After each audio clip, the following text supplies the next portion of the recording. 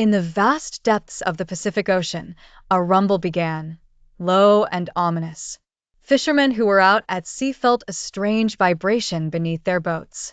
It was something ancient, awakened from a slumber that lasted centuries. Deep in the ocean, Godzilla stirred, its massive form rolling through the dark waters. This was not just a creature, but a force of nature, larger than life and infinitely powerful. The origin of Godzilla was steeped in mystery.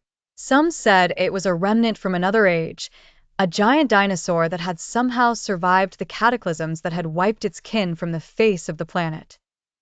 Others whispered that it was born from humanity's folly, a mutation spawned from radiation tests that had scarred the world's oceans. Whatever the truth, one thing remained undeniable. Godzilla was driven by an instinct beyond human understanding. In the bustling city of Tokyo, life went on with its usual rhythm, unaware of the approaching menace. Crowds filled the streets, unaware that beneath the calm facade, tremors were being felt in the city's seismology department. Scientists were baffled.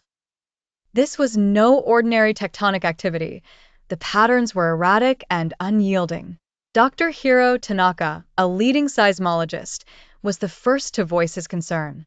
He pored over the data with mounting dread, a dread confirmed when the first sighting reports emerged. An enormous shadow had been seen moving across the open seas. The military was put on high alert, though little could prepare them for what was to come. As Godzilla breached, chaos erupted. Its sheer size was overwhelming, the ground trembling with each thunderous step it took. Buildings groaned under the pressure of its approach. Panic gripped the city like a vice, the air thick with fear and the sound of alarms. Helicopters circled above, capturing footage of the terror that was unfolding.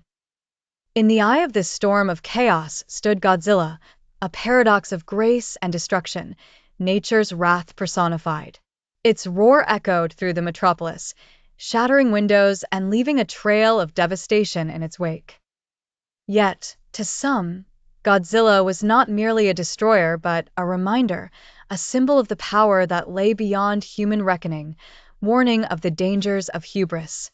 Dr. Tanaka watched as the creature moved further inland, wondering if humanity could withstand such fury.